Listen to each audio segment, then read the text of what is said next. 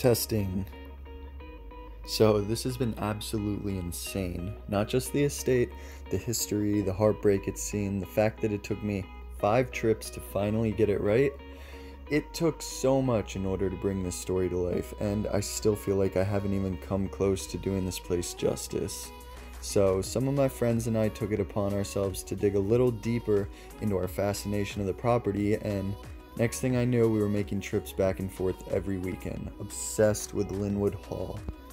Lynnewood Hall, welcome to the beautiful Lynnewood Hall, a house whose sole origin was of the Gilded Age, an era of rapid economic growth.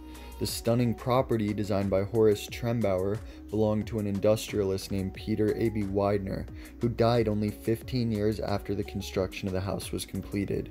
Initially capitalizing off the railroad systems, Widener was known to be one of the wealthiest men in the U.S. at the time through his stakes in the U.S. Steel and American Tobacco.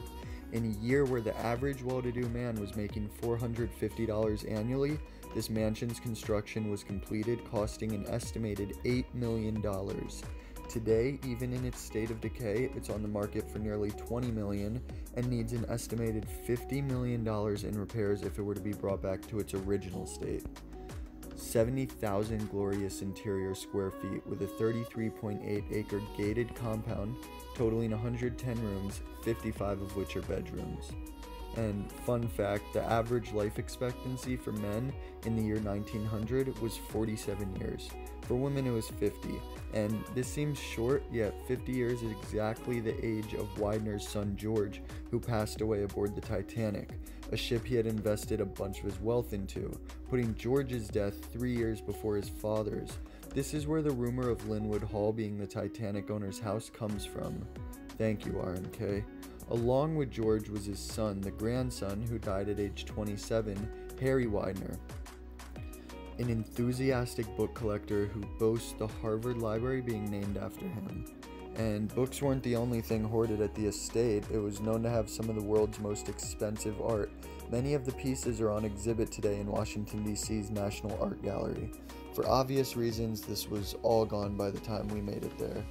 According to Wikipedia, the structure changed hands a few times over the subsequent decades, with large portions of the estate grounds sold off in the 1940s and has been predominantly vacant since 1952, when it was purchased by a religious group that started selling off the interior detailing. So, what made us want to do this? Or a better question, if you know me or this spot, would be, how did you pull this off? Isn't the place guarded heavily? You've heard how impossible it is, right? What about the attack dogs? I've been asked all of that. I love to do the things people say can't be done and push the limits. And this was not just a spontaneous adventure. I mean, we spent a good couple months planning this, getting all the details perfect, and most importantly, making sure it was possible to do this mission without causing any damage to the property. Finally, it came together and we were in awe. Everything was perfect, even more so in person, the little tiny things that no one's seen. Things this video won't do justice, just being there and seeing the whole picture. Everything that led up to those adrenaline-filled moments, the months of preparation we traded for moments of glory, it was all worth it, and nothing mattered once we were getting our shots. Accessing the entire property was impossible. Some of the rooms were sealed shut, in fact, a lot of them were. The pool is guarded now by its own guard dog, so that was completely out of the question. The only entrance has since been sealed shut, and that was what I was waiting for before posting the video. Being one of the only preserved abandoned buildings of this caliber in the world, we needed to protect it. Releasing any photos or footage would have had me feeling directly responsible for the property's well-being. Who knows, the next people may not have held back, so we waited and waited. I dumped more time into the editing of the video, making sure everything was perfect, and of course it's not. Nothing's perfect, except maybe Lynnewood Hall. This place is nearly perfect.